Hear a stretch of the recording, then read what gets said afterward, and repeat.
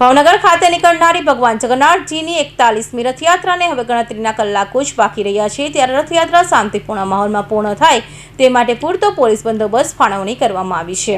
તેમાં એસીપીએ પોલીસ કર્મીઓને સંબંધિત રથયાત્રાના દરમિયાન દર્શનાર્થીઓને મદદરૂપ થવા ખાસ અપીલ કરી હતી। તેમજ સાંજે 5:30 કલાકે ચાવડી ગેટથી સંવેદનશીલ વિસ્તારોમાં રથયાત્રા માર્ગ પર રૂટ માર્ચ કર્યું હતું। અષાઢી બીજના દિવસે સવારે 8 કલાકે ભાવનગર દેશની ત્રીજા ક્રમની અને રાજ્યના બીજા નંબરની રથયાત્રા નીકળનારી છે। ભગવાનના રથ સહિત સેંકડો વાહનો અને ભક્તો સાથે ભગવાન જગન્નાથજીની 41મી રથયાત્રાનો પ્રારંભ સુભાષનગર ખાતેના ભગવાનેશ્વર મંદિરેથી પ્રારંભ થશે। વહેલી સવારે ભગવાનના આંખો પરની પટ્ટીઓ ખોલી પૂજન અર્ચન કરી ભગવાન જગન્નાથજી, ભાઈ બલભદ્ર અને બહેન સુભદ્રાને રથ પર બિરાજમાન કરી રથયાત્રાનો પ્રારંભ થશે। આ રથયાત્રા પૂર્વ રથયાત્રાના રૂટ પર સંવેદનશીલ વિસ્તારોમાં આજે કલેક્ટર, આઈજી, એસપી સહિતના અધિકારીઓ તેમજ 5000 પોલીસ કર્મીઓ, સીઆઈએસએફ, એસઆરપીએફની ટુકડીઓ રૂટ માર્ચ કર્યું હતું।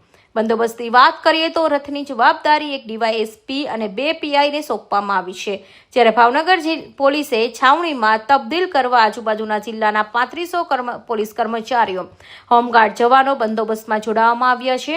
ત્યાં 15 એએસપી, ડીવાયએસપી, 180 પીઆઈ, પીએસઆઈ, હથિયારધારી ઘોડેસવારો, મહિલા પોલીસ મળી 5000 પોલીસ કર્મીઓ તેમજ 6 સીઆરપીએફ, સીઆઈએસએફની કંપનીના જવાનો બંદોબસ્તમાં જોડાશે। જ્યારે રથયાત્રામાં બોડી વોર્ન કેમેરા તેમજ ડ્રોન કેમેરાથી ખાસ નજર રાખવામાં આવશે, તેમજ દૂરબીન સાથેના જવાનો બંદોબસ્તમાં જોડાયા હતા।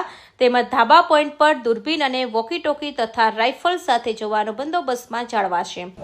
ઓકે સર, પરમ દિવસે એટલે 16 જુલાઈએ જે છે 41મી રથયાત્રા છે। ભાવનગરમાં જે રથયાત્રા થાય છે ગુજરાતની બીજી મોટી રથયાત્રા છે।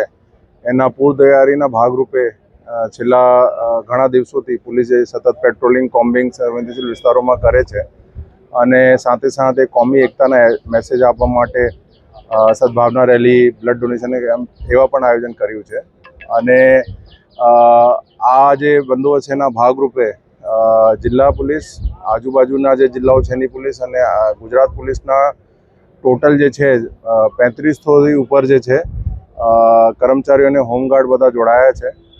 180 જેટલા જે છે પીઆઈપીએસઆઈ છે અને 15 જેવા જે છે એએસપી, ડીવાયએસપીઓ આ બંદોબસ્તમાં ભાગ લેવાના છે। એના સાથે સાથે સીએસએફ અને એસઆરપીની પણ જે છે 6 કંપનીઓ ભાગ લેવાના છે। અને એના જોડે જોડે પોલીસની અલગ અલગ જે યુનિટો હોય છે, ધારો કે માઉન્ટેડ પોલીસ છે, આર્મી વાયરલેસ પોલીસ છે, આ બંદોબસ્તમાં જોડાશે। 32 ઘોડાઓ જે છે પણ પેટ્રોલિંગ કરશે અને એના નવી ટેકનોલોજીનો પણ યુઝ કરવામાં આવશે। એમાં ડ્રોનથી પણ જે છે સતત મોનિટરિંગ કરવામાં આવશે। રૂટ ઉપર જે છે નેત્રમના ઘણા બધા કેમેરાઓ છે એનાથી પણ સર્વેલન્સ કરવામાં આવશે અને સાથે સાથે જે છે ખાનગી કેમેરાઓથી પણ જે છે સર્વેલન્સ કરવામાં આવશે। આજ જે છે એના પૂર્વ તૈયારીના ભાગરૂપે એક સારું મેસેજ આપવા અને એક એરિયા ડોમિનેશન એક્સરસાઇઝ જેવું જે છે અમે એક મેગા એક ફૂટ પેટ્રોલિંગનું આયોજન કર્યું છે અને એ જે છે એમાં બધા જેટલા પણ પોલીસ કર્મચારીઓ છે, સીએસએફના કર્મચારી અધિકારી બધા જોડાના। આ બધું જે છે અમારા માનનીય આઈજી સાહેબના માર્ગદર્શન હેઠળ જે છે બધા કરવામાં આવશે। સર, ખાસ કરીને સૌહાર્દપૂર્ણ રીતે રથયાત્રા પસાર થાય માટે ખાસ વિશેષ શું વ્યવસ્થા? અમે જે કીધું, અમારે બધા પોલીસને જે છે અમે વારંવાર બ્રીફિંગ કરી છે, એક જ સૂચના આપી કે બધા વર્તન સારું રાખે અને એક સારા અને પોઝિટિવ મેસેજ કે આ બધું તહેવાર જે છે એક શાંતિનો તહેવાર છે। એના માટે અમે જુદા જુદા કાર્યક્રમો આયોજન કર્યા છે અત્યાર સુધીમાં, બ્લડ ડોનેશન કેમ્પ, સદભાવના રેલી અને એવા જે ઘણા બધા જે છે અમે લોકો એવા આયોજન કર્યું છે। 41મી ભગવાન જગન્નાથજીની રથયાત્રા ભાવનગર શહેરમાં નીકળનાર છે, ત્યારે ભાવનગર જિલ્લા પોલીસ અને વહીવટી તંત્ર દ્વારા સુરક્ષાને ધ્યાનમાં રાખી અને ચુસ્ત બંદોબસ્તની ગોઠવણી કરી છે।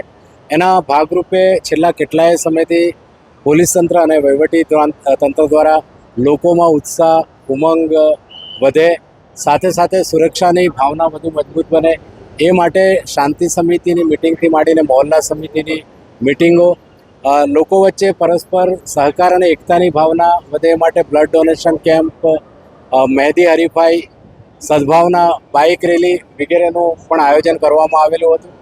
આજે 14 તારીખ છે ત્યારે સમગ્ર વિસ્તારની અંદર એક મેગા ફ્લેગ માર્ચનું આયોજન કરવામાં આવ્યું હતું. જિલ્લાના કલેક્ટરશ્રી, એસપીશ્રી અને અહીંયા ફાળવવામાં આવેલો તમામ બંદોબસ્ત આ ફ્લેગ માર્ચમાં જોડાયેલો છે. સુરક્ષાની વાત કરીએ તો અધિકારીઓ સહિત લગભગ 3000 જેટલા પોલીસ કર્મચારીઓ બંદોબસ્તમાં છે.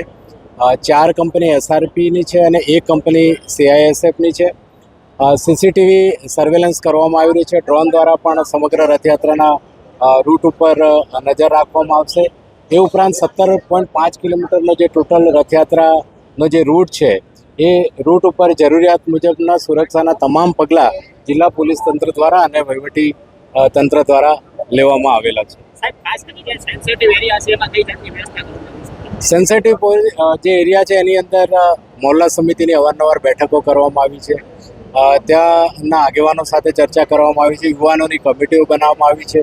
ડીપ પોઈન્ટ મૂકવામાં આવે છે. અવારનવાર કોમ્બિંગનું આયોજન પણ કરવામાં આવી રહ્યું છે અને સામાજિક આગેવાનો જે છે એમનો ખૂબ સાથ અને સહકાર છે. એ સિવાય સુરક્ષાની જે બાબતો ધ્યાનમાં રાખવા જોઈએ એ તમામ બાબતો ધ્યાનમાં રાખી અને એ વિસ્તારની અંદર બંદોબસ્ત ગોઠવવામાં આવ્યો.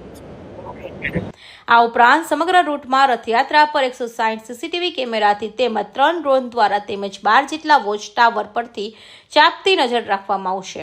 તેમજ રથયાત્રા રૂટ પર 10 જગ્યાએ હેલ્પ ડેસ્કનું પણ આયોજન કરવામાં આવેલ છે, જ્યારે ભક્તોને શાંતિપૂર્ણ રીતે દર્શન કરવા તેમજ પોલીસ બંદોબસ્ત સહકાર આપવા અપીલ કરી હતી.